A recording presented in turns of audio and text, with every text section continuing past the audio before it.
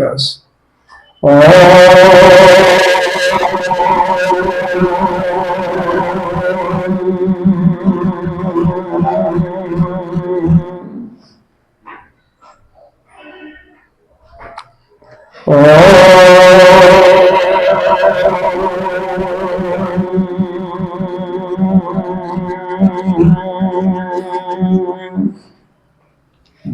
बीच में नहीं, फोटो बीच में नहीं करो, थोड़ा इधर कर दो, इधर करो, इधर नहीं, इधर करो, और करो, और थोड़ा सा, हाँ और ठीक है।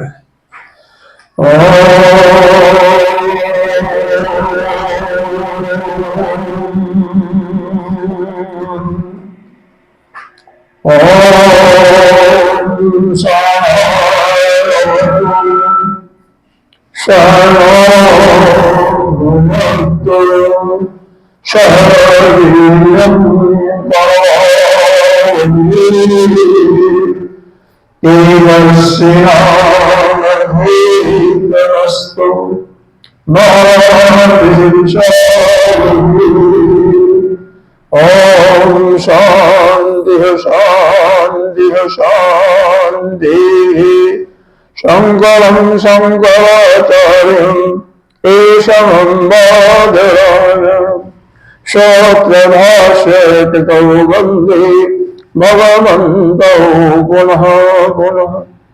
ईश्वरो गुरुरात्मेति मूर्तिभेदो विभागिनी व्योमवद्व्याप्तदेहाय दक्षिणामूर्तये नमः। अनन्दमण्डलाकारं व्याघ्रमजेन चराचरं पदपदं दर्शितं येन तस्मै श्रीगुरवे नमः। अज्ञानतिमिरान्धस्य ज्ञानाञ्जनशलाकया चक्षुरुन्मीलितं येन तस्मै श्रीगुरवे नमः। गुरुर्ब्रह्मा गुरुर्विष्णु गुरुर्देवो महेश्वरः गुरुः साक्षात् परं ब्रह्म तस्मै श्रीगुरवे नमः।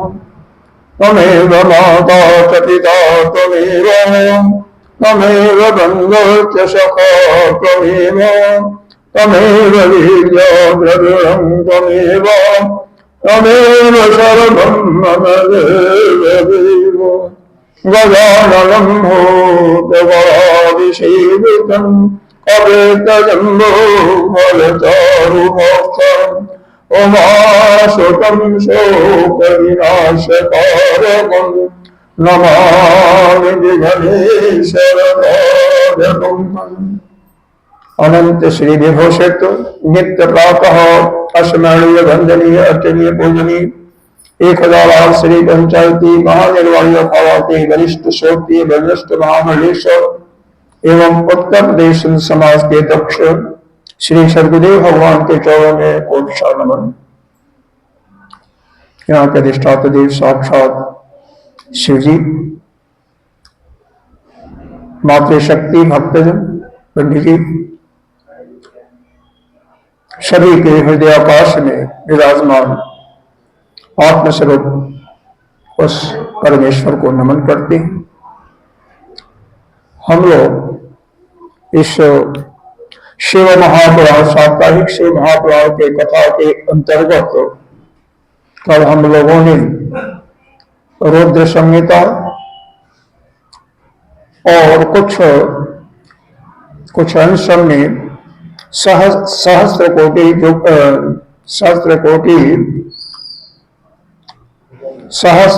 रुद्र संहिता का वर्णन किया। कोटि रुद्र संहिता तो भी बाकी है। इसके अंदर हमने देखा भगवान के विशेष 5 स्वरूप हैं, वो हमें हमेशा स्मरण करना चाहिए। वैसे तो भगवान के करोड़ों इनके अवतार हैं, इसीलिए कोटि रुद्र संहिता में असंख्य इनके रुद्र अवतारों का वर्णन किया हुआ है। लेकिन 8 मुख्य हैं, फिर भी उसमें से भी 5 मुख्य बताया गया।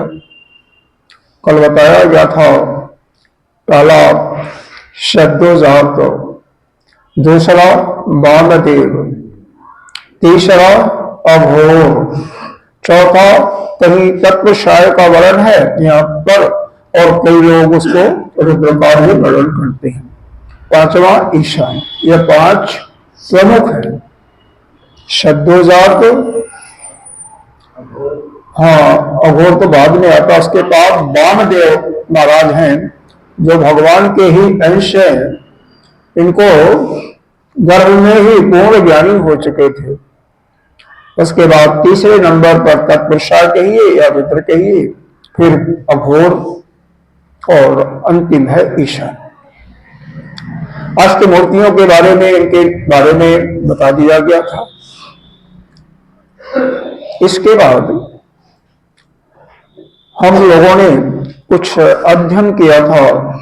यह जो विशेष जहां पर भगवान का प्रभाव होता है, जिन स्थानों पर स्थान भेद के अनुसार विशेष प्रभाव होता है, समय का भी प्रभाव होता है।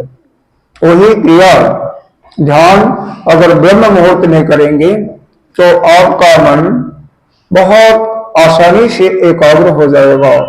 अगर दोपहर के समय में, शाम के समय में करेंगे तो उसमें एकाग्रता होने में समय भी लग सकता है और नहीं भी हो सकता है। रात्रि के समय में तो हो जाएगा। अगर वही मंदिर में, जैसे यहाँ पर मंदिर प्रांगण है जहां पर नित्य प्रति पूजा होता है, तो यहाँ पर अगर बैठ के करेंगे तो आसानी से होगा। तुरंत ध्यान मन आपका शांत हो जाएगा, एकाग्र हो जाएगा। घर में ही जहां नित्य प्रति पूजा करते हैं वहां पर करते हैं तो जल्दी एकाग्र हो जाएगा। कई भीड़ भाड़ के इलाके में, मान लो कहीं मार्केट है, भीड़ लगा और मेला लगा हुआ है और वहां पर कहीं जाकर के करते हैं तो आपका एकाग्र नहीं होगा। तो इसलिए स्थान का भी महत्व है, समय का भी महत्व है, इन दोनों का महत्व है। तो जहां पर भगवान का एक विशेष प्रभाव होता है, जिस लिंगों का पूजा करके, अर्चना करके, रुद्राभिषेक करके हमें हमारी सभी मनोकामनाएं पूर्ण होती हैं और हमें मोक्ष का भी लाभ मिलता है। उसमें 12 ज्योतिर्लिंग विशेष रूप से माने गए हैं। जैसे चारों धाम माने गए हैं ना, चारों धाम के अंदर कौन है?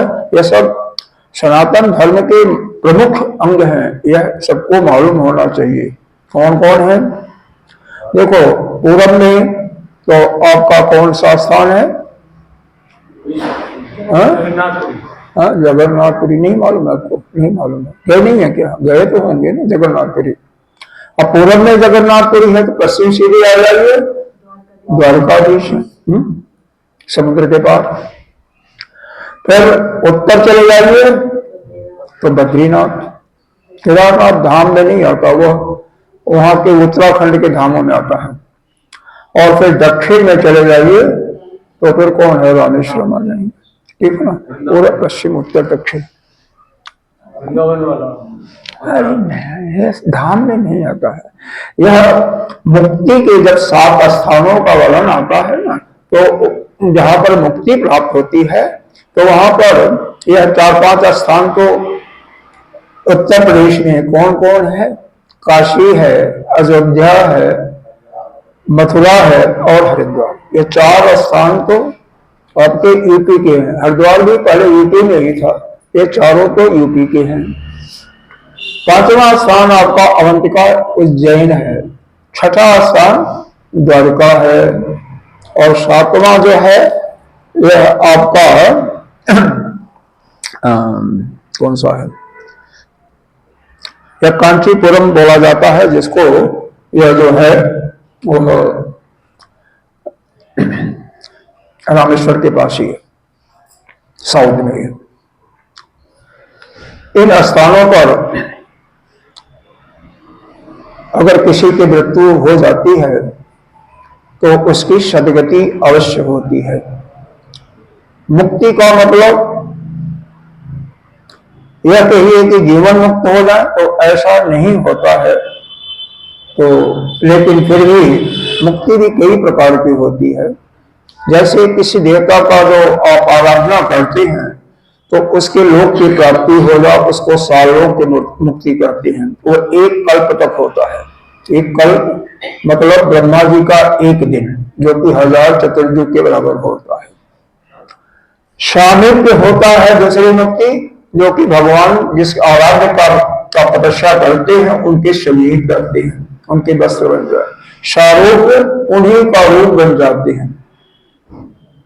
जैसे जय और विजय थे, भगवान के अगर 4 हो जाए तो उनके भी 4 हो जाते। भगवान चक्र धारण करते थे तो वो भी करते थे, लेकिन उनको भी तो राक्षस बनना पड़ा ना, तो वहां से भी पतन होता है। कहने सद्योजात मुक्ति है। सद्योजात में तो भगवान में लीन होने का तात्पर्य होता है, लेकिन वो भी कल्प तक ही होता है। लेकिन जो ज्ञान के द्वारा मुक्ति होती है वह फिर दोबारा आपको नहीं आना पड़ता है। हाँ, इतना जो है, किसी विशेष कार्य के लिए, उस कार्य की पूर्ति के लिए आपको भेजा जा सकता है। जैसे वशिष्ठ जी हैं, वशिष्ठ जी कई बार आते हैं, भेजा जाता है ब्रह्मा जी के द्वारा, जाओ यह कार्य बिना आपके संपन्न नहीं होगा। कई ऐसे मौके पर उनको भेजा गया है। बड़े बड़े लोग आते हैं केवल लोक कल्याण के लिए, तो वह फिर पैदा गर्भ में नहीं जाते हैं, प्रकट हो जाते हैं, आ जाते हैं, और लोक कल्याण जिस कार्य के लिए भेजा जाता है उस कार्य को करके अपना चले जाते हैं। नहीं तो फिर उनका दोबारा आना संभव नहीं होता। तो वह मुक्ति ज्ञान के द्वारा ही होती है, वैसे नहीं होती है। लेकिन सबसे बड़ी बात है, आप कितना भी जप तप करते रहें और अंत में, हालांकि ऐसा करने से यह संभावना बहुत ही न्यून होती है कि कहीं आपका एक्सीडेंट हो गया या कोई आपातकाल की मृत्यु हो गई तो आप सपेटे में आकर के भूत प्रेत इत्यादि बन जाए। लेकिन यदि इन स्थानों पर होती है आपकी मृत्यु तो निश्चित रूप से आपको भूत प्रेत नहीं बनना पड़ेगा। आपको अपने कर्म के अनुसार योनि मिल जाएगी और तुरंत मिलती है, उसमें देर नहीं लगता। बीच में आपको पड़ाव मतलब ज्यादा पितरों या कहीं पर रुकना नहीं पड़ता है। हाँ, आपके सर्प का भोग करना है, पूर्ण का, तो वो भोग करने को आपको मिलेगा, उसके बाद आपको सीधे योनि मिल जाती है। क्योंकि इसमें थोड़ा सा सुने, जब आप चाहे दक्षिण मार्ग से जाएं चाहे उत्तर मार्ग से जाएं, यहाँ पर डिटेल वर्णन है, लेकिन शायद इसको समय मिलेगा तब देखेंगे। तो जब आप अगर प्रकाश मार्ग से जाते हैं तो दिन के अभिमानी देवता को आपका यह सूक्ष्म शरीर हैंड ओवर होता है जी, और दिन के अभिमानी देवता के बाद प्रकाश का अभिमानी देवता उसको हैंड ओवर होता है। तो प्रकाश का अभिमानी देवता शुक्ल पक्ष है तो चंद्रमा को ही होगा। अच्छा, कृष्ण पक्ष वाला वह केवल दक्षिणायन मार्ग से जाने वाला का होता है। उत्तरायण मार्ग मतलब जो उपासना करते हैं, भक्ति करते हैं और या ज्ञान का सत्संग श्रवण करते हैं, वो हमेशा उत्तरायण मार्ग से ही जाते हैं। उनकी गति दक्षिणायन मार्ग से नहीं होती है। और यहां से जाकर के फिर संवत्सर के खग, पहले तो रात्रि के अभिमानी देवता जो चंद्रमा है, उसके बाद वह यह जो खड़ मास का मतलब 6 महीना, 6 महीना का मतलब उत्तरायण या दक्षिणायन, उसके अभिमानी देवता को वह जीव हैंडओवर का मतलब समझ रहे हैं ना। जैसे आपके यहाँ मुख्यमंत्री आए, साथ में कहीं आ रहे हैं, पुलिस उनके साथ होगा, एक जिले से जब दूसरे जिले जाते हैं, कोई विशेष पर्सन होता है तो उनका जो पर्सनल स्टाफ रहेगा वो तो रहेगा, तो पुलिस रहेगी। बाकी जो एक जिले से जाते हैं तो दूसरे जिले वाले को दे देंगे, हैंड ओवर कर देते हैं। हैंड ओवर करने का उनको कोई वो नहीं होता है, वो उनको दे करके फिर अपना किनारे हो जाते हैं, अपनी ड्यूटी पर हो जाते हैं। इसी प्रकार से वह खड़ मास के अभिमानी देवता को देता है। खड़ मास वाला संवत्सर का नाम सुनते हैं ना, अरे होली आती है तो होली वाले दिन पंडित जी के द्वारा सुनती होंगी कि कौन सा संवत्सर है, राजा कौन है वर्ष का, मंत्री कौन है, और संवत का नाम क्या है, फल कैसा होगा। ऐसा हर एक राशि वालों का जमा खर्च है, पंडित लोग सुनाते हैं वो दिन। अब मंदिरों में तो होता है, पता नहीं क्या यहाँ होता है कि नहीं होता, वो बात अलग है। उसके बाद वह जो देता है चंद्रमा को, और चंद्रमा को नहीं, सूर्य को सीधे हैंड ओवर करता है, और सूर्य से कोई एक अमानवीय पुरुष आता है जो कि जैसा उसका कर्म होता है उसके अनुसार देवलोक या ब्रह्मलोक तक ले जाता है। उसकी गति ब्रह्मलोक तक होती है, और वहां पर ब्रह्मा के द्वारा अंतिम समय में जब उनका दिन समाप्त होता है, प्रलय का समय होता है, तो वह ज्ञान दे करके मुक्त कर देते हैं। लेकिन कोई जरूरी नहीं है मुक्त हो जाओ, किसी को प्रमाद आ गया, आलस आ गया, तो उसकी मुक्ति नहीं होती है, पुनः उसको यहीं पर आना पड़ता है और यहाँ पर आएगा। लेकिन गीता जी ने बताया है, भगवान ने कहा वह किसी जोगी के घर पैदा होगा या किसी संभ्रांत मतलब अच्छे धार्मिक परिवार में पैदा होगा, जहां से वह अपनी साधना करके मुक्त हो जाएगा। ठीक है, समझ में आ रहा है कुछ? है? अगर आपने उपासना नहीं किया है, ज्ञान का श्रवण मनन नहीं किया है, ठीक है, इस पुराण की श्रवण मनन नहीं, वेद का या श्रीमद् भगवत गीता का उसकी श्रवण मनन की बात हो रही है, या ब्रह्मसूत्र की, वहां पर प्रस्थान त्रयी का ही बात होता है। तो वह धूम्र मार्ग से या दक्षिणायन मार्ग से जाता है, और दक्षिणायन मार्ग से जाकर के रात्रि का जो कृष्ण पक्ष का हनुमानी देवता उसको उसका जीव हैंडओवर होता है, वहां से दक्षिणायन मार्ग को जाता है, और वहां से उसकी अधिकतम गति पितृलोक तक होती है। समस्या है क्या मैं बताना चाहता हूं, वहां से जब वापस आता है ना, तो मान लो वह बादलों के साथ बारिश के साथ आता है, बारिश के साथ वह जीव वनस्पति में किसी में आ गया, और वह पहाड़ पर गिर गया या समुद्र में गिरा, नदी में गिरा, तो वहां पर वहां के जन खा जाएंगे, तो फिर आपको जाना पड़ेगा, फिर आना पड़ेगा, रिपीटिशन होगा ना। या उस वनस्पति को कोई नपुंसक खा गया, या कोई ऐसा जिसकी शादी ही नहीं हुई है, कोई वृद्ध खा गया, कोई बालक खा गया, तो फिर आपको जाना पड़ेगा, फिर आना पड़ेगा। इस प्रकार से बहुत सारी परेशानियां होती हैं। लेकिन जब आपकी सदगति होती है तो यह परेशानी नहीं होती है। यह निश्चित रूप से उसी स्थान पर आप जाएंगे जहां पर कोई न कोई युवती खा करके बाद युवक खाएगा जिसकी शादी हुई होगी, और आपका यहाँ पर उस रूप में उसके यहाँ जन्म हो जाएगा। यह सुविधा मिलती है तो आपको भटकना नहीं पड़ता है, भटकाव आपका नहीं होता है। नहीं तो हजारों वर्ष आने जाने में पड़ा रहता है, वह जीव भटकता रहता है। ऐसा ही छांदोपनिषद वर्णन है, और कई जगह इसका जगह जगह वर्णन है। अब यह 12 स्थानों की विशेष रूप से चर्चा की जा रही है। उसमें हमने 2 ज्योतिर्लिंगों के बारे में आपको बताया था, याद है? नहीं याद होगा, भूल गए होंगे, तो उसका हम जिक्र कर देंगे। हाँ, देखो हम श्लोक ही पढ़ लेते हैं, इसको अगर नित्य प्रति आप पढ़ो तो भी आपका कल्याण हो जाता है। क्या है? सौराष्ट्रे शोभनाथस्य श्री शैले मल्लिकार्जुनम उज्जैनाम महाकाल ओंकारे चमरेश्वर, यह ममलेश्वर होना चाहिए वैसे। केदारो हिमवत पृष्ठे डाकिनाम हीन शंकर बालाश्याम च विशेषम त्र्यंबको गौतमी तके वैद्यनाथस्य चिता भूमौ नागेशो दारुकावनी शेतुबंदे च रामेशो घुसमे चंच शिवालय। यह 12 ज्योतिर्लिंग है। इसमें सौराष्ट्र के सोमनाथ का वर्णन कल आपको सुना दिया गया था। सोमनाथ के मंदिर की स्थापना किसने किया था? आप भी तो आई थी, बताइए ना। तो कौन दिया था? भूल गए? थोड़ा सा कुछ तो ध्यान रखो। चंद्रमा ने दिया था। चंद्रमा को क्षय रोग हो गया था। इस पर तो बहुत ज्यादा बोल दिया था, उतना बोलने का यहाँ पर नहीं दिया हुआ है। हाँ? क्योंकि हर एक के बारे में उतना बोलेंगे तो फिर समाप्ति नहीं होगा। तो चंद्रमा ने किया था। उसके बाद हमने मल्लिकार्जुन का एक नाम लिया था। मल्लिका का अर्थ क्या करते हैं? मल्लिका माने क्या होता है? अभी थे कल।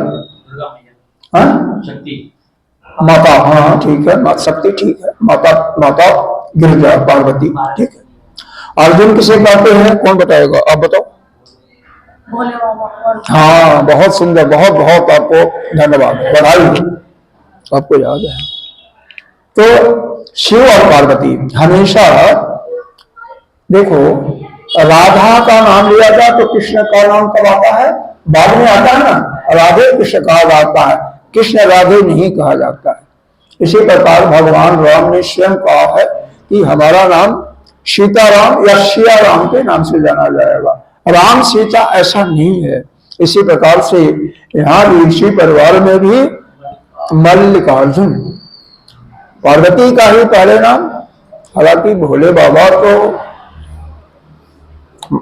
सबके देवों के देव हैं, महादेव हैं, तो इसलिए उनके साथ किसी का नाम नहीं ले रखा। तो साकार रूप में फिर वो आते हैं जो सब।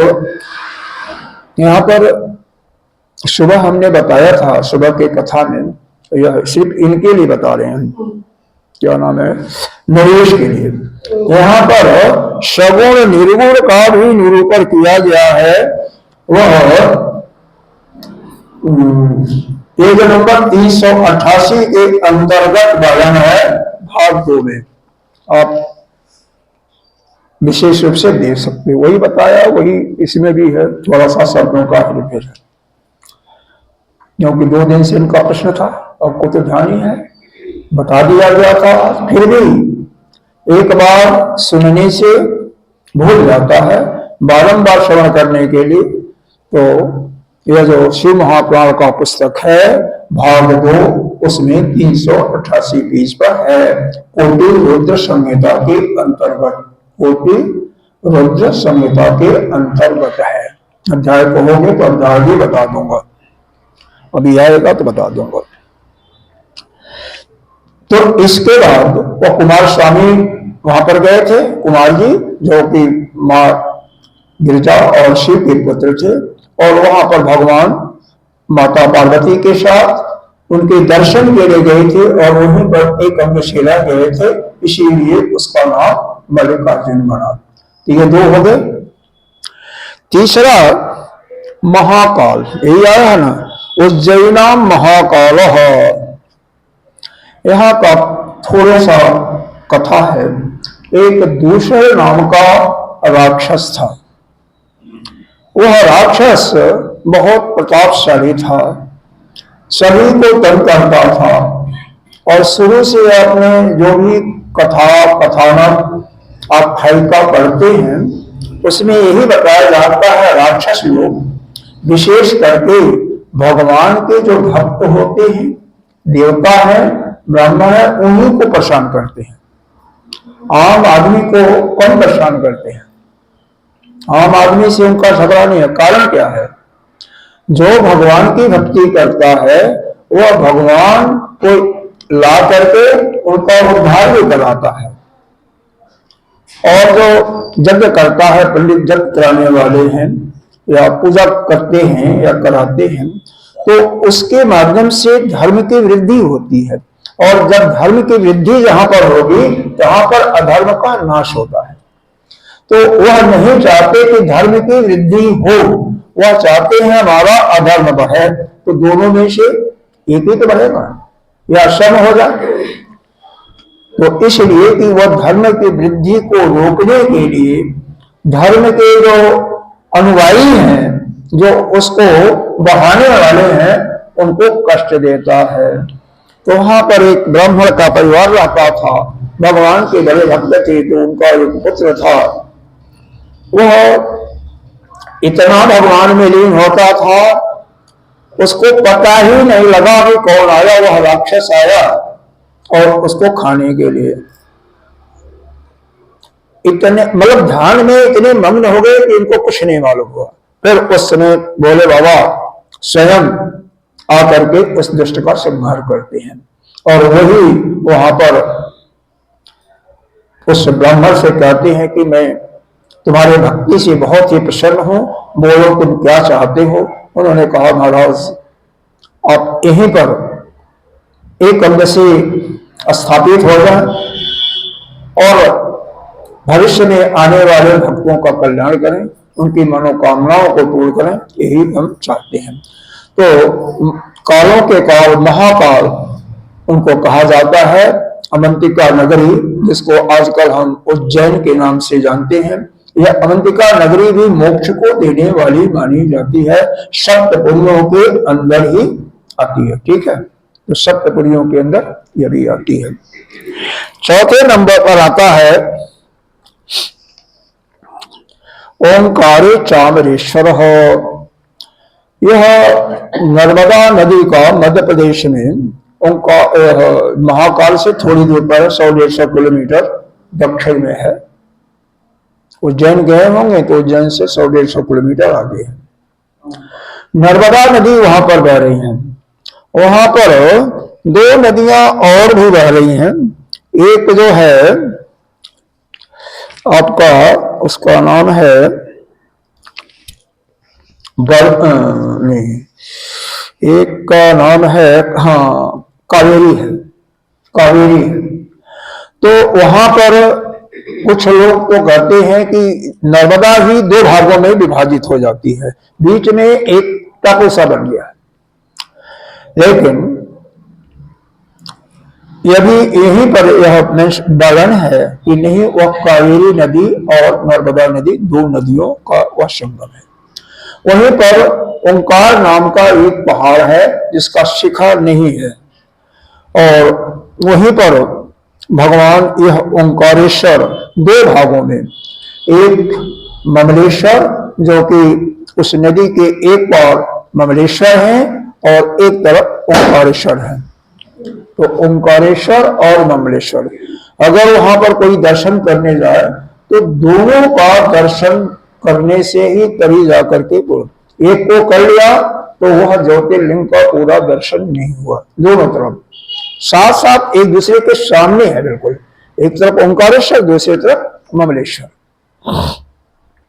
तो यह ओंकारेश्वर ममलेश्वर का महिमा यहाँ पर कुछ बताया गया है, उसको हम पढ़ देते हैं। ओंकार परम ईशानो धृतः शंभो परमात्मनः अवतार चतुर्थो ही भक्त अभीष्ट फलप्रद विधिना अस्थापितो भक्त स्वलिंगात् पार्थिवान् मुनि प्रादुर्भूतो महादेव बिंद काम प्रपूरक। एक बिंद नाम के कोई भक्त थे, शिव भक्त थे। उनके द्वारा भक्ति भाव से विधि पूर्वक जब भी कहीं भी कोई कहे तो जो वेद में विधि बताई गई है, वेद के कर्म कांड भाग में, तो उसी विधि से पूजन ये पंडित लोग ही करवाते हैं ना, लिंग स्थापित करके, जिसमें यह बिंद जो है सभी कामनाओं को पूर्ण करने वाला वह महादेव वहां से प्रकट होते हैं, और वही महादेव वहां उस पहाड़ पर स्थित हो जाते हैं।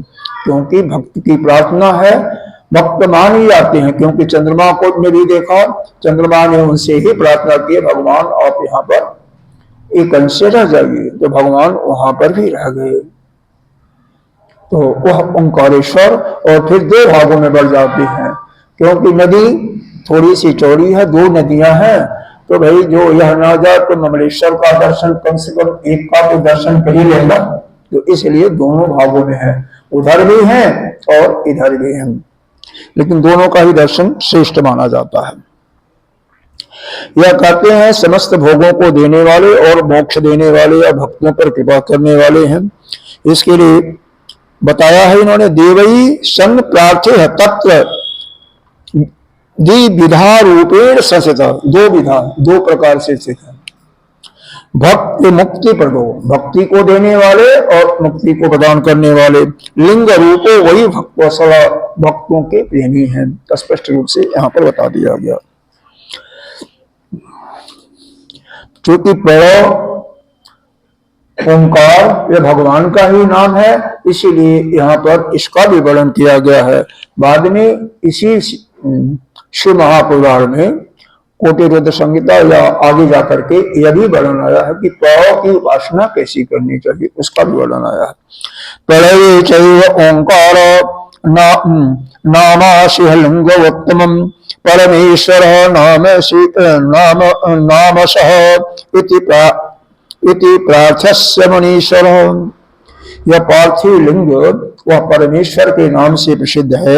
हे महामुनि, सूत जी कहते हैं मुनियों को जो ऋषि 88,000 से कथा को सुन रहे थे यही शरण में, इनके दर्शन तथा पूजन करने से भक्तों की अभीष्ट फल की प्राप्ति होती।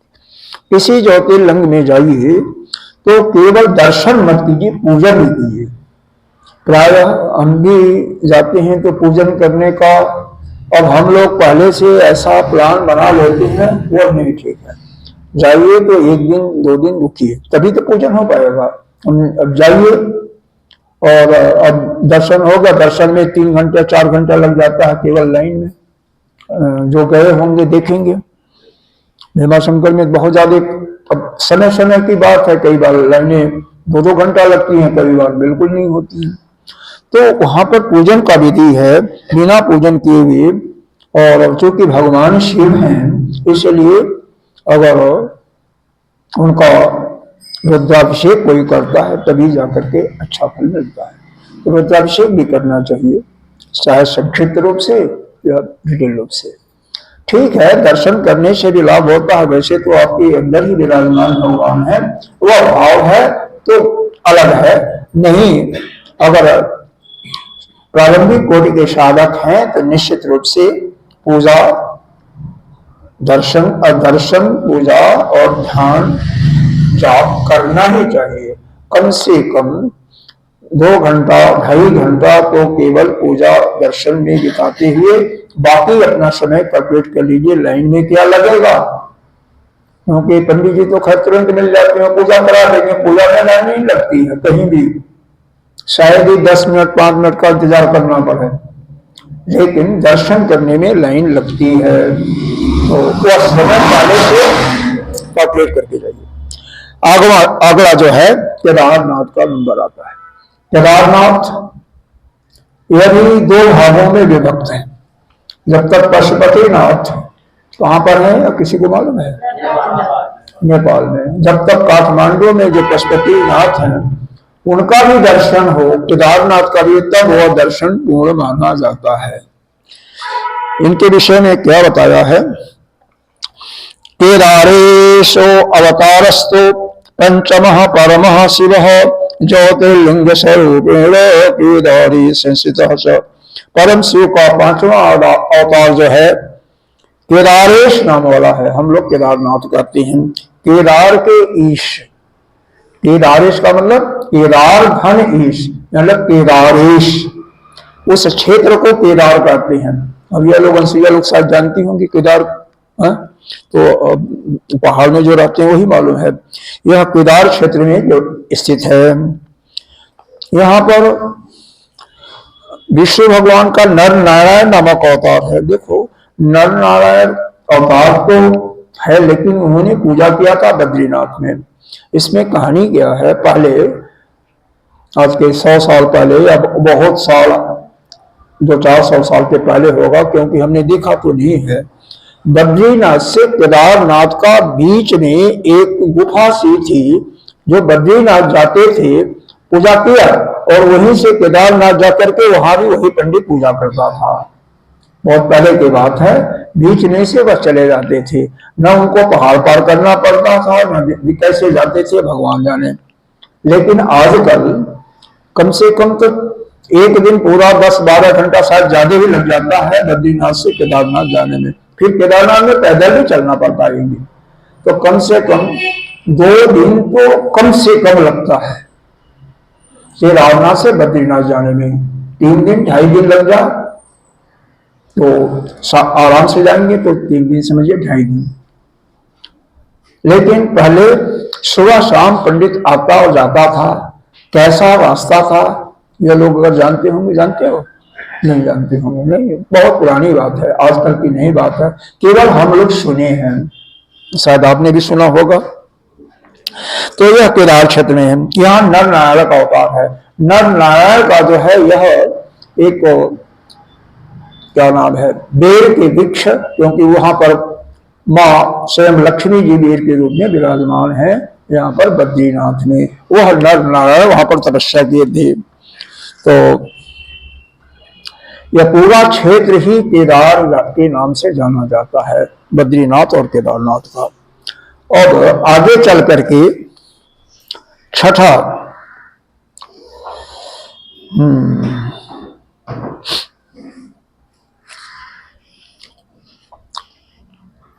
शिव जी का जो छठा ज्योतिर्लिंग है उसका नाम है भीमा शंकर।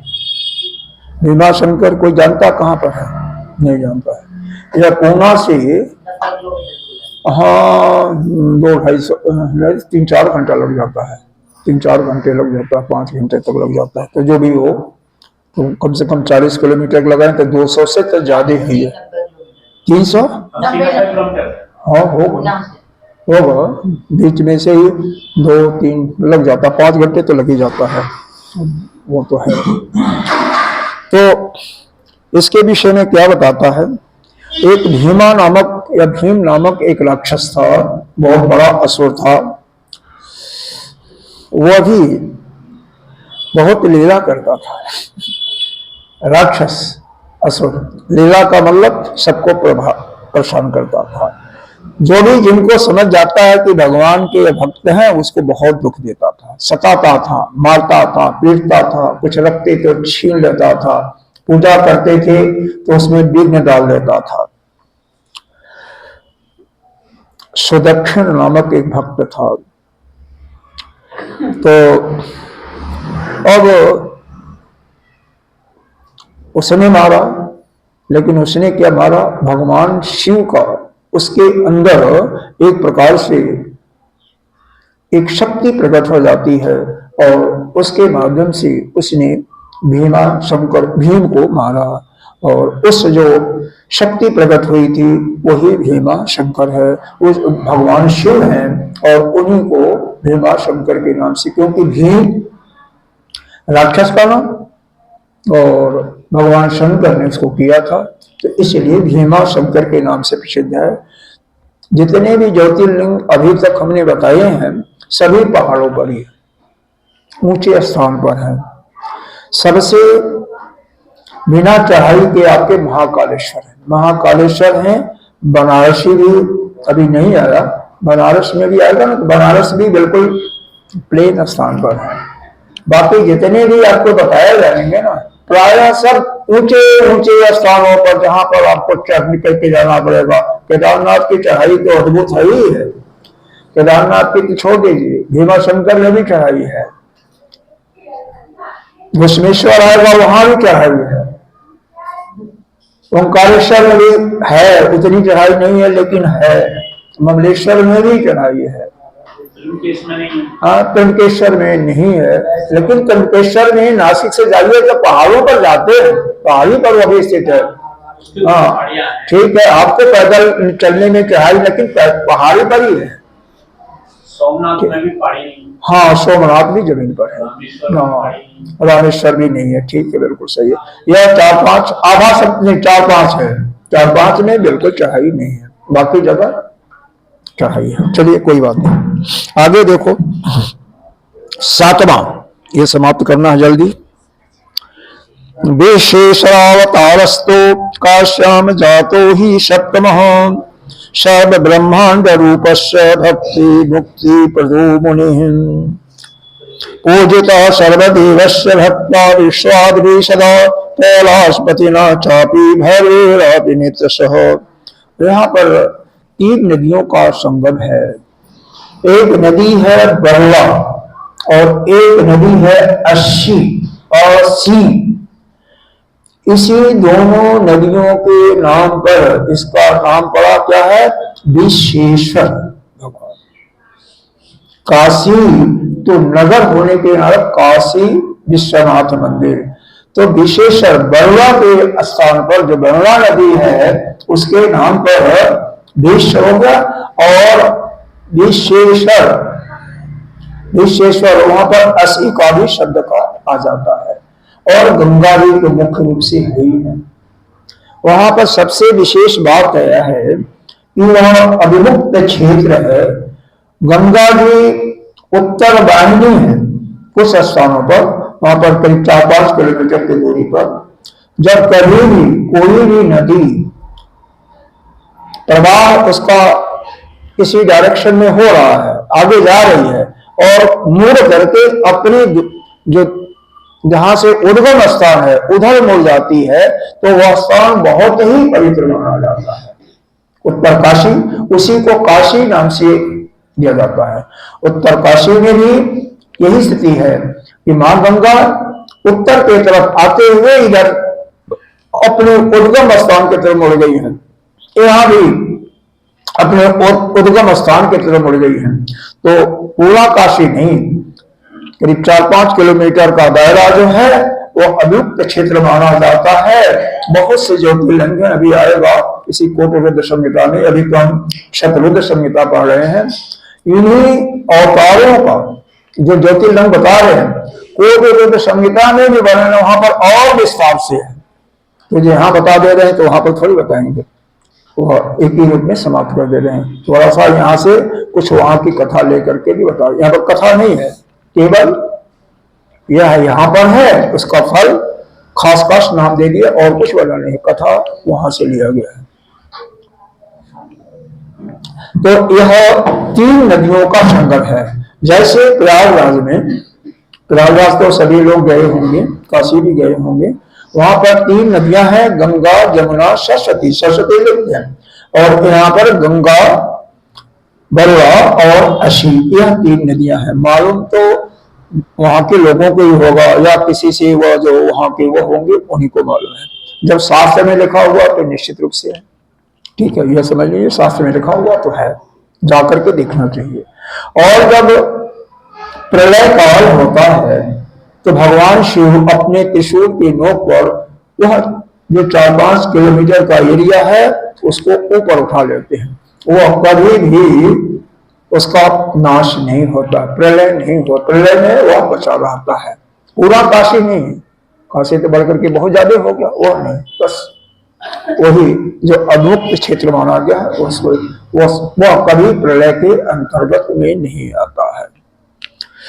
और क्या यहां पर बताया गया, यह विशेषर, उनका नाम ही है विशेषर, और विशेषर नाम का अवतार है। फिर काशी विश्वेश्वर से काशी विश्वनाथ बन गया। विशेषर समस्त ब्रह्मांड का स्वरूप, पूरे ब्रह्मांड का वह एक स्वरूप बताता है, मोक्ष और भोग को देने वाला है। विष्णु ने भी पूजा किया था, इसमें स्पष्ट दिया है, पूजितः सर्वदेवैश्च भक्ता विश्व आदि सदा। विष्णु और आदि सभी देवताओं के द्वारा वह शिवलिंग पूजित है। कैलाशपति नाचापि भैरवेरापि नित्यशः। कैलाशपति जो भैरव महाराज है वह तो इनकी नित्य ही पूजा करते हैं। भैरव की शक्ति भी बहुत महान मानी जाती है।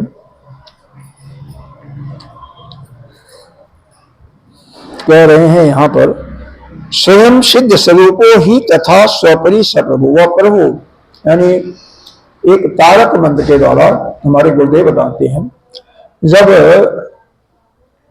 जो वहां पर उस पर्टिकुलर स्थान में जो मृत्यु को प्राप्त होता है, जब कल्प बीतता है तो भगवान शिव जैसे ब्रह्मा जी जो क्रम मुक्ति में उत्तरायण मार्ग से जाने के एलिजिबल होते हैं, वहां जाने के बाद सबको मुक्त करने के लिए ज्ञान देते हैं, उसी प्रकार यहाँ पर भगवान शिव तारक मंत्र से उसके प्रभाव से सबको मुक्ति देते हैं।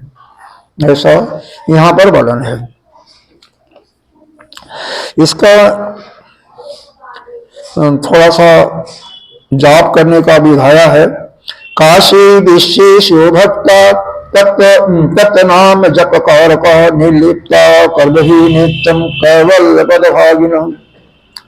मतलब उनके नाम का, भगवान के नाम का, काशी विश्वेश्वर नाम का जो नित्य निरंतर जप करता है, एक बार दो बार नहीं, नित्य निरंतर जप करने वाला, वह कैवल्य पद की मुक्ति को प्राप्त करता है।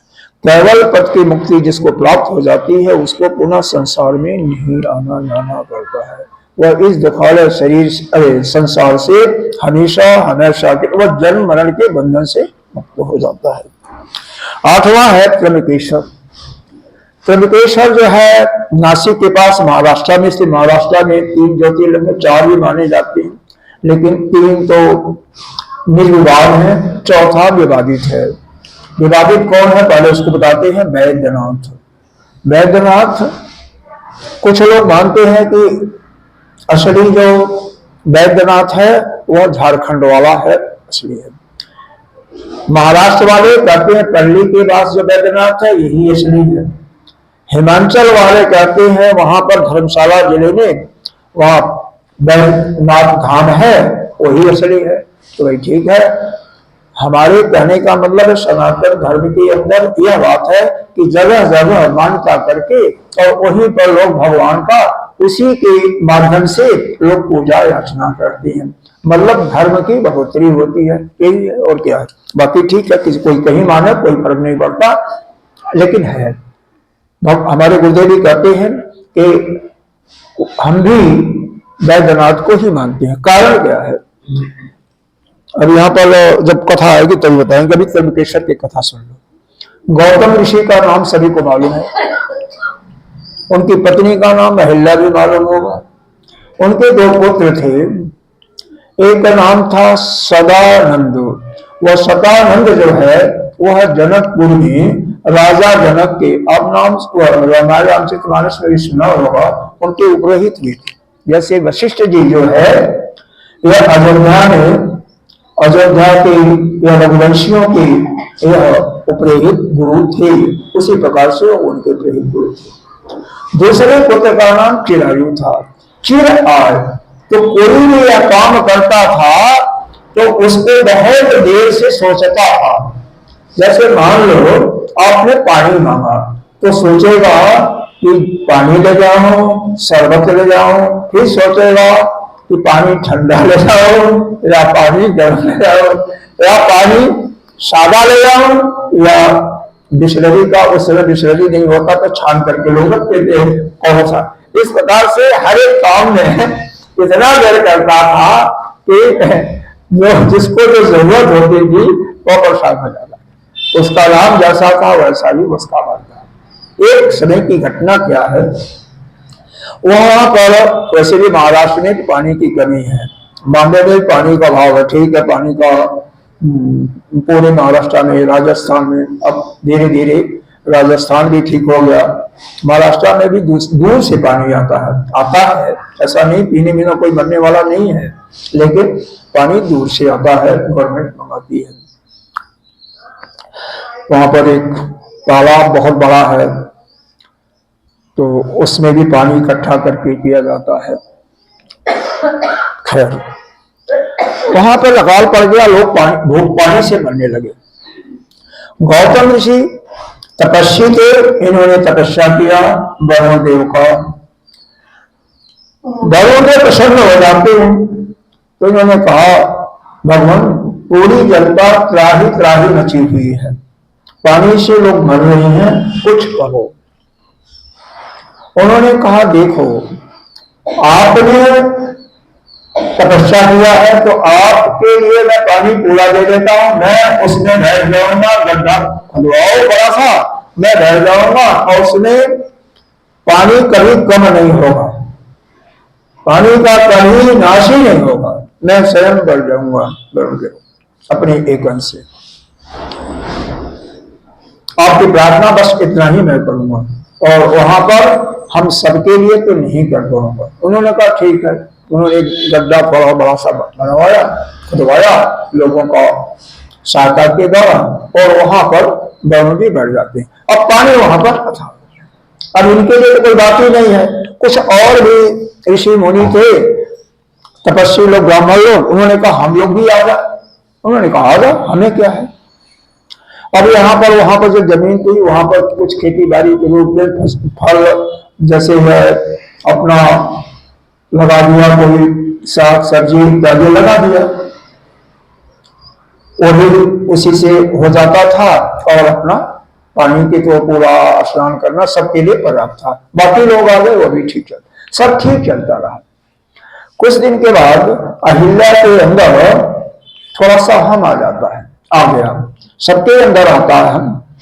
वह यह चाहती थी उसका अपना कि मैं जब पानी भरने जाऊं तो सब लोग आधा भर जाए और मैं पहले पानी भर लूं, लोग पानी भरे, क्योंकि यह हमारे कारण, हमारे पति के कारण यह पानी आया हुआ। देख लो, यह आप लोगों के भी अंदर आता होगा, गांव में भी ऐसा झगड़ा होता है, जिसने आया उसके कारण से। अरे भाई पानी है तो पानी सबको दो ना। गंगा जी किसी को मना करती है क्या कि पानी मत पियो, तुम पियो और न पियो? ऐसा तो नहीं है। तो कोई बात नहीं है।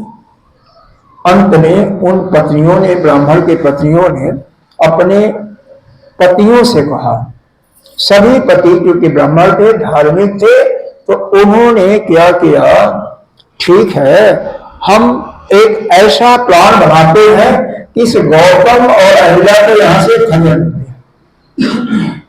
कैसे खदेड़ें? कल या परसों आपने गणेश जी का नाम सुना था, गणेश जी प्रकट हुए थे, जो विघ्न हरता के रूप में बताया गया था। लेकिन एक बात तो विघ्न हरता है और विघ्न करता ही होती है।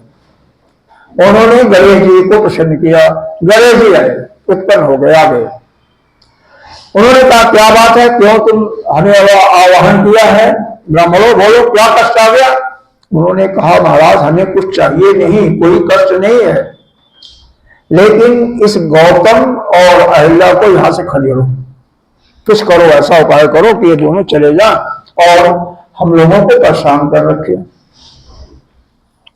देखो परेशान तो नहीं किया था ना, तो उन्होंने पानी उनके कारण से आया, अब पानी सबको उपलब्ध करवाया, सभी ने। अब जब वहां रहते थे लोग आए तो उन्हीं को जमीन इत्यादि में तो आए होंगे। हालांकि पहले जैसे आजकल है जमीन का यह मेरा है तेरा है, पहले ऐसा नहीं था, रहने वाला ही कोई नहीं होता था। और यह तो समझ रहे हैं सूखा पड़ा हुआ तो खेती होती नहीं थी, तो वहां पर तो ऊसर कहिए बंजर कहिए सब जमीन पड़ा ही था, लेकिन फिर भी रखवाया कैसे सकता है। लेकिन उनके मन में यह एक बुरी कामना आई। गणेश जी ने मना कर दिया सीधे, नहीं मैं यह नहीं करूंगा, क्योंकि वह तो धार्मिक है और पानी तो उसी ने मंगाया, हमें मालूम है कितना तपस्वी है, यह सब कुछ कहा। फिर भी यह अपने प्रतिज्ञा पर अड़े रहे, आप नहीं करना महाराज तो कोई बात नहीं। उन्होंने कहा नहीं तुमने प्रतिज्ञा किया है, हमें प्रसन्न किया है, तो मैं तो कुछ करूंगा। वह क्या करते हैं, एक बुद्धि गाय के रूप में अपना शरीर को परिवर्तित कर देते हैं। सब मिले जुले भगत है। ब्राह्मण आजू बाजू देखने लगे अपना क्षित करके, और जो इसका खेत था उसमें चरने लगे। गौतम ऋषि आते हैं, घास डंडा से नहीं मारा, क्योंकि विद्वान आदमी थे, ब्राह्मण थे, तपस्वी थे। घास का एक कुंजा था और वह पीठ पर हट हट करते हुए उसको टच कर दिया, और वह तो मिली भगत थी, गाय मर गई। मर क्या गई मतलब हो गया, मर गई। अब वहां पर देख रहे थे चारों तरफ से इकट्ठा हो गए, या तो गौतम ऋषि ने मार दिया, अब इनको गाय हत्या का पाप लगा, गौ हत्या का पाप लगा। अब इनको तो 3 बार पृथ्वी का परिक्रमा करना चाहिए, यह करना चाहिए, 100 जगह करना चाहिए, और फिर सबको चलाना चाहिए, नहीं तो यह तो जाति से निष्कासित हैं, हम जाति से सम्मिलित इनको नहीं करते हैं। उन्होंने कहा ठीक है, हमने मारा तो नहीं, लेकिन हमने स्पर्श अवश्य हुआ, मेरे हाथ उसके पीठ पर गए थे। उन्होंने उनके झूठे कारनामों को भी सत्य मान करके तपस्या किया। तो जब तपस्या पूरी हो गई और करोड़ बार, करोड़ों मतलब रुद्र के मतलब शिव के पार्थिव लिंग बना, पार्थिव मतलब मिट्टी का बना करके उनका रुद्राभिषेक करने के लिए उन्होंने कहा, तो उन्होंने किया। भगवान शिव वहां पर प्रसन्न हो जाते हैं, कहते हैं गौतम तुम इनके झूठे छल कपट व्यवहार को सत्य मान करके तुमने मेरी पूजा किया है, इतनी तपस्या किया है, मैं तुमसे बहुत प्रसन्न हूं, जो मांगो वो मांग लो। देखो उनके बेटे ने मरवाया और यह क्या हुआ, यह उसके प्रसन्न होकर के, लेकिन गौतम सीधे कहे कि नहीं। अब इनके मन स्थिति देखिए, उन ब्राह्मणों की मन स्थिति देखिए, इन्होंने कहा नहीं, उनके प्रति हमारी कोई देश भावना नहीं है। भगवान अगर इन्होंने अपराध किया, आप कह रहे हैं कि उन्होंने छल कपट किया, तो उनको क्षमा करो। उन्होंने तो इनको देश निकालने के लिए तपस्या किया था ना, नहीं समझ बात आ रही है। और यह जो है भगवान श्री स्वयं कह रहे हैं, बोलो उनको लिए क्या दंड दिया जा, कहते नहीं, भगवान उनकी गलती को क्षमा करो।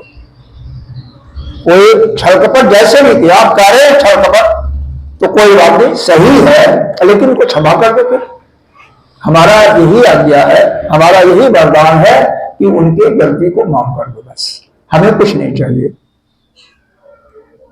फिर भी बोलो तो ठीक है, भगवान आप यहीं पर प्रकट हो जाइए एक अर्थ से। तो वहीं पर भगवान बैठ जाते हैं और जो भी भक्त आएगा आपका पूजा अर्चना किया करेगा, उसको मनोवांछित फल की प्राप्ति हो। तो वहां पर त्र्यंबकेश्वर भगवान के रूप में बैठ जाते हैं, उनका त्र्यंबकेश्वर के रूप में पूजा होती है। यह इसकी घटना है कथा। हर एक ज्योतिर्लिंगों के पीछे नवा जो है, देखो यहाँ पर लिखा भी है, गौतम से प्रार्थना ज्योतिर्लिंग स्वरूपतः स्थित तत्र अचल प्रीत्य तन मुनि प्रीत्य काम्य। बाकी विशेष नहीं है, विशेष हमने कोटिवृत्त संहिता इसी में है, वहां से लिया हुआ है।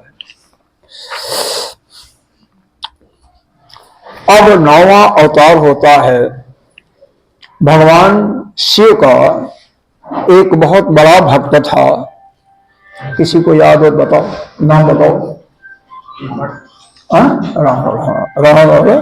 रावण जैसा भगवान शिव का कोई भक्त नहीं था, या विष्णु भगवान को कहिए तो बात अलग है। रावण ने इनकी बहुत तपस्या करता था और अपने 10 शील काट करके चढ़ा दिया था। एक बार कैलाश पर्वत पर जाता है, भगवान शिव से कहता है, भगवान आप यहाँ क्यों बैठे हो पहाड़ पर? आप भक्तों का काम होता है, भक्त लोग अपने गुरु को अलग एक पूरा एक मालसा बना करके दे देते हैं, जैसा उनका सामर्थ्य होता है। मैं एक पूरा अच्छा सा भवन आपको देता हूं, वहां पर निवास कीजिएगा, पूरे परिवार यहाँ पर छोड़िए, पहाड़ पर क्या रखा हुआ है?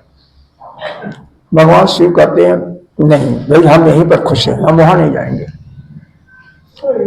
तो कहता है कि आप नहीं जाओगे, हम जबरदस्ती आपसे ले जाएंगे, कैलाश पर्वत को उठा करके ले जाएंगे। उठा तो लिया, उखाड़ लिया। माता पार्वती घबरा जाती हैं। भगवान कहते हैं कोई बात नहीं, घबराओ मत, हमारा ही भक्त है, अड़ियल है, कोई बात नहीं। भगवान फिर अपने अंगूठे के तलवे से दबा देते हैं, दबाते हैं, वो नीचे धंस जाता है, इससे उठता ही नहीं है। बाद में एक स्तुति रावण ने किया है, शायद आप लोगों को मालूम होगा, मालूम है भगवान? हाँ, शिव तांडव स्तोत्र के नाम से प्रसिद्ध होता है। बहुत ही सुंदर स्तुति है। भगवान शिव तो ऐसे है ना, कुछ भी करो प्रसन्न बहुत जल्दी हो जाते हैं, प्रसन्न हो गए। जितने भी देवता हैं सबसे जल्दी प्रसन्न वाले भगवान शिव हैं। बाकी देवता बहुत, अरे भगवान शिव को क्या चाहिए, धतूरा रख दीजिए, खिला दीजिए, जो कोई न पूछे उसको रख दीजिए, देवता कौन पूछता है, भगवान शिव को से। कन्हैया को तो 56 प्रकार का भोग चाहिए भैया, एक बार नहीं, 4 बार, 5 बार, इनको कुछ नहीं चाहिए। तो ऐसे तो भोले बाबा हैं, देव कोई नहीं पूछता है, हाँ? बस उसी से उनकी संतुष्टि है। गंगा जल से खुश होती हैं, हाँ जल उनको प्रिय है, हालांकि गंगा जल, गंगा माँ तो यहीं पर है, सिर पर है, लेकिन गंगा जल से बहुत प्रिय है, उसके अतिरिक्त इनको कुछ नहीं चाहिए। धतूरा आप खाएंगे तो मर जाएंगे, नहीं खाएंगे कि विष है, जहर है, अब भगवान के लिए तो सब ठीक है, आप वो भी खैर। तो भगवान शिव से जब प्रसन्न हो जाते हैं तो भगवान शिव कहते हैं देखो मैं तो नहीं जाऊंगा, हाँ हमारा एक ज्योतिर्लिंग मैं देता हूं, ले जाओ। लेके चल दिया, थोड़ी दूर गया होगा, अरे रुको रुको रावण रुको, एक बात सुन लो, मैं तुम्हें बताना भूल गया, बीच में रास्ते में कहीं यदि तुमने रख दिया जमीन पर तो बस वहीं मैं स्थिर हो जाऊंगा, फिर तुम्हारे बस का नहीं है उठाना। उसने कहा ठीक है भगवान, इसमें क्या बात है, मैं क्यों रखूंगा, मैं सीधे यहां से लंका ही डालूंगा, जहां हमने आपके लिए स्थान बनाया है वहीं पर रखूंगा, यहां नहीं रखूंगा। देवताओं को बड़ी चिंता होती है, देवता लोग हमेशा यही सोचते हैं किसी के अगर कोई उनके लिए जो नुकसानदायक होता है उसके लिए बाधा पहुंचाने में नंबर 1 है। आपस में मीटिंग करते हैं, फिर कहते हैं कि कैसे इस पर विजय पाया जाए। युद्ध में तो हम लोग परास्त हो जाएंगे, रावण के सामने तो हम लोग टिकेंगे नहीं, तो क्या करें, छल से करें। बलराम जी को कहा इसके पेट में घुस जाओ, इतना जल बरसाओ इसके यूरिन में किसको सहा जाएगा, और यह कम से कम घंटा 2 घंटा इसको उस जल निकालने में रहे। इंद्र भगवान स्वयं ब्राह्मण का, वृद्ध ब्राह्मण का रूप धारण करते हैं। यही झारखंड में जहां पर यह वैद्यनाथ जी स्थापित हैं, हम तो वहीं का कर रहे हैं, या जहां का जो मानता है वही समझो, लेकिन वही रास्ता है, लंका जाना है तो वही रास्ता सीधा है, इसलिए उसको मानते हैं। बाकी अलग अलग लोग अलग अलग मानते हैं, जैसे 3 स्थान पर बताया हमने, जो कहीं भी मानता है वही समझ लो। तो वृद्ध ब्राह्मण के रूप में आए, या बता ब्राह्मण सुनो इसको जरा पकड़ ले, मेरे को इतना असह है, मतलब बाथरूम लगा है कि मैं रुक नहीं सकता, और भगवान शिव का ज्योतिर्लिंग है, मैं अगर लेकर के चलूंगा तो यह कहीं अगर निकल गया बीच में तो मामला मुश्किल है। एक बात यदि जान लो, बाथरूम जाइए या टॉयलेट जाइए, बोलना महापाप है। तो यह बाथरूम करने गया है, ब्राह्मण है, वेदों का ज्ञाता है, जाकर के अपना यूरिन पास करता है, घंटों लग जाते हैं। इंद्र ने 3 बार कहा अरे महाराज इसको ले जाओ, मैं तो थक गया, मैं थकना चूर हो गया, मेरा शरीर अति दुर्बल है, क्षीण है, मैं नहीं रोक पा रहा हूं। नहीं सुना, करता रहा, क्योंकि बोलना मुश्किल, बोलना पाप है। आप लोग तो बोलते ही होंगे, बोलना नहीं चाहिए, ठीक है, कभी भी आप बाथरूम जा रहे हैं तो बोलना नहीं चाहिए, यूरिन करने या लैट्रिन में तो खैर बिल्कुल ही नहीं, न तो इसमें न उसमें। फिर दोबारा कहता है 3 बार, जब इंद्र ने कहा या उस ब्राह्मण ने कही, वृद्ध ब्राह्मण ने, उसके बाद वहीं पर रख देते हैं और चले जाते हैं। 3 बार करने के बाद वहां से चले जाते हैं। अब रावण को तो टाइम लगा, जब आता है तो ब्राह्मण को खोजता है, इंद्र तो वहां से भाग खड़े होते हैं, क्योंकि अगर दिखाई दे दिए तो उनका हड्डी पसली एक कर दे, रावण है। तो अब उसके बाद आता है तो उठते ही नहीं है, कहते हैं अच्छा तुम बदमाशी कर रहे हो ना, तो उनको अपने पूरी ताकत लगा करके दबा देता है। तो आप देखेंगे वैद्यनाथ में भोले बाबा नीचे दबे हुए जरा सा दिखाई देते हैं। जो वहां पर गए होंगे, वैद्यनाथ का दर्शन किए होंगे, तो वह जमीन में पड़े हुए हैं, वही एक स्थान है कि पार्वती जी का मंदिर थोड़ा उनसे अलग हट करके है, और दोनों में एक सूत बांधा हुआ होता है, यहां से वहां से दोनों का एक, जो भक्त लोग जानते हैं तो उसी नाप का एक सूत मिलता है। जिनके मन में पाप होता है वह सूत छोटा कर जाता है, दुकान पर बिल्कुल माप का एक ही मिलेगा, और जो निष्कपट होता है वह बांध देता है। और जिसके मन में अविश्वास होता है, शंका होती है, उसके लिए वही सूत छोटा पड़ जाता है, यह उसका विशेषता है। तो उसका नाम हुआ वैद्यनाथ। ठीक है, यह हो गया आपका, यह नवा वैद्यनाथ हो गया।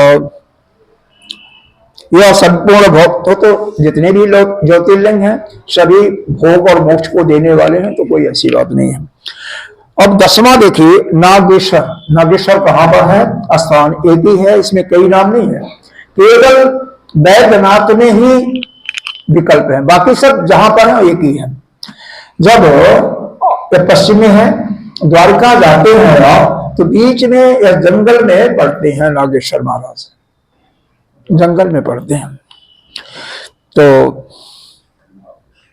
नागेश्वर अवतारस्तु 10वां परिकीर्तितः आविर्भूत स्वभक्तार्थम दुष्टानां दंडतः सदा। देखो, शिव जी का 10वां अवतार जो है यह नागेश्वर नाम वाला कहा गया। भक्तों के रक्षा के लिए ही भगवान शिव यहाँ पर प्रकट हुए थे, और दुष्टों का दमन हमेशा करते रहते हैं। किसी को अपने दुष्ट का दमन करना हो तो इनका दर्शन करना चाहिए। है क्या? यहाँ पर एक दारुक नामक राक्षस था, वह वैश्यों के स्वामी एक थे जिनका नाम था सुप्रिय नामक। वह उनके भक्त की रक्षा की थी, भगवान शिव के अंश की। तो भगवान शिव ने वह सुप्रिय नामक जो वैश्य थे उनके ही अंश में जाकर के उस दारुक नामक राक्षस की नाश किया। तो चूंकि यहाँ पर लोगों का कल्याण करने के लिए वहां पर अवतरित हो गए, और यह विशेष करके दुश्मनों के संहार के लिए माने जाते हैं। तो कहते हैं जिसको दुश्मनों का संहार कराना है तो उनको इनका दर्शन करना चाहिए। नागेश्वर नाम से वहां पर स्थित हो जाते हैं। कहते हैं यहाँ पर साफ लिखा हुआ हिंदी में, जो इस शिवलिंग का दर्शन पूजन करता है महापापी, कितना बड़ा पापी हो उसका भी सब कुछ शीघ्र ही नष्ट हो जाता है। अब अगला अवतार रामेश्वर है। रामेश्वर का कथा तो सभी लोग जानते हैं, रामचरितमानस में पढ़ा होगा, कथा करने की जरूरत नहीं है। अंतिम अवतार जो है वह 12वां अवतार है घुश्मेश्वर। इसमें एक राजा था, उसकी कई पत्नियां थी, उसके संतान नहीं हो रहे थे। थोड़ी सी कहानी है, 4-5 मिनट का। भगवान की कृपा से, भगवान की भक्त थी घुश्मा, और उसी से एक पुत्र का उत्पन्न होता है, लेकिन उसकी सौतें जो है ईर्ष्या के कारण उसको मार देती हैं।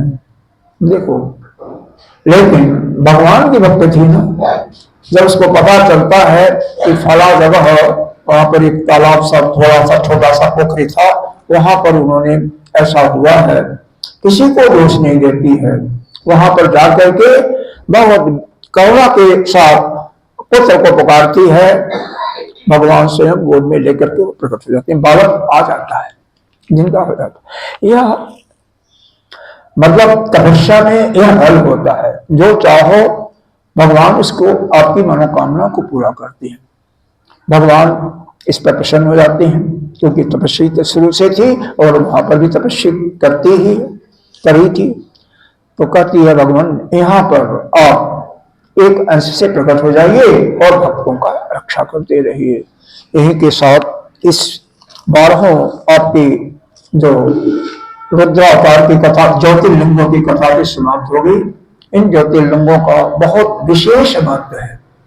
इनका दर्शन, पूजा, अर्चना या क्या बोलता है, यह रुद्राभिषेक करने से विशेष फल की प्राप्ति होती है, तो यह करते रहना चाहिए।